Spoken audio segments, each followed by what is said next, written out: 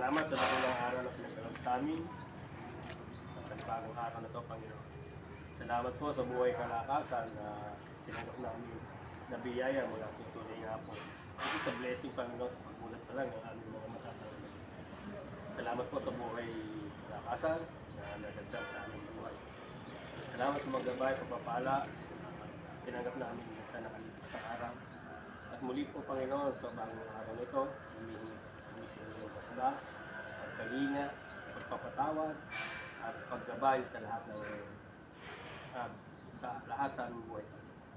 Bless niyo po ang bawat isa ng karunungan, kalakasan ng katawan, ingat. Yan na po ang bahalang umagapay sa amin sa lahat ng oras. Bless po ang aming mga pamilya na pasama na namin iwan sa aming mga tahanan. Palain niyo po sila ng kanilang pangangailangan sa mga ito. Dalangin din po ang site na patuloy na magkaroon po ng kaaya-ayang samahan at maayos na accomplishment ng iwaksi ang Panginoon ng mga negatibong bagay. Kasi simulan po ng di pagkakaunawaan ng mga isa po. So ay laging positibo ang bawat isa sa pananaw. Lagi niyo po kami ingatan at ang pilitin sa ilang oras. Manguna po kayo sa amin sa araw ito. Nagsisiyami sa magkalagi sa tanging pangalan po na ang Panginoon si Amen. Kumain guys, siguro nakikita niyo yung CCTV nyo. CCTV tayo sa mga bago na. Kasi yung CCTV na nakakunik yan sa cellphone nyo. Hindi mo natin, nasa Caloocan siya. So marami siyang project na ginagay. Kaya siya naglagay ng CCTV dito. Same time to time, check tayo, makikita tayo. Kung sinasabi ko sa inyo, iwasan nyo. Pansinin nyo kung saan nakatutok ang CCTV ngayon. Yan, dito nakatutok yan, isang doon, gano'n. Nakita nyo na iba na ang tutok at tumutok doon sa ginagawa nyo. Kaya magpapakita nyo yung halimbawa nakaupo. Kasi tinatawag sa akin yun. Kasi tuwing Sabado, nag-i-evaluate ko. Pag sinabi nyo na, tanggalin mo na to. Hindi ko nakita yung paupo-upo. Gumagawa nga paupo-upo naman. Kasi magsasama nyo lang sa inyo. Kasi ako naman, hindi naman ako basta-basta nagtatanggal ng tao na walang basihan o walang galing sa mataas. Kailangan alam natin. Kaya tayo pumunta rito para magtrabaho. Kasi hinahanap natin trabaho. Kaya dapat pag narito na tayo sa tayo, makita na natin na tayo ayaw mag-dinulaga. Kasi meron naman tayo mga kasi mga boss tayo. Plus yung dalawang may-ari, lagi-lagi dyan.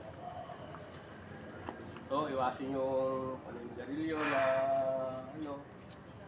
pag nakita nyo ng para sa task kayo, hindi mo mapagmasid kayo. Hindi ko naman tinuturuan kayo na ayun sa akin nila, parang hindi na kayo makakita ng nakita nyo ng camera na nakatutok, ibig sabihin, nagmamasid.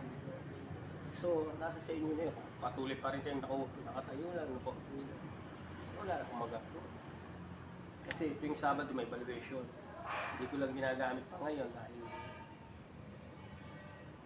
ngayon, sinasabi ko na sa inyo kung isa na tayo mag-evaluate ngayon ng performance ng tao.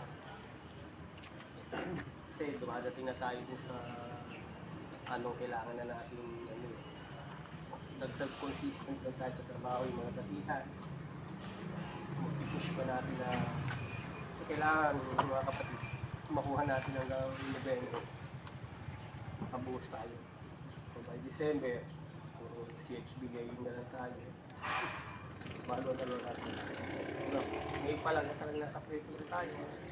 Bigat pa. Alam din naman tayo. Konting tiyaga. Yung mga laging naitatawag sa akin, yung magsasama ng loob, under observation kayo. Sa baguhan, okay lang, wala pa naman. Pero pakita nyo pa rin yung business na. Yun lang.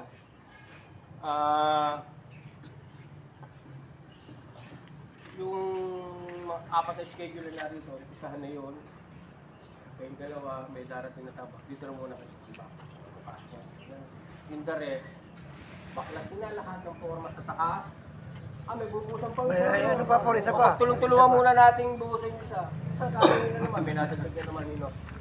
Tulungan na yun, pagtulungan yung bubusan sa taas. Isa na lang yun. Opo. Mga apat siguro. Oo. Okay, yun lang. Mga pala na. Mga pala supat. Sige. balikan nyo na ng apat na supot yun. Para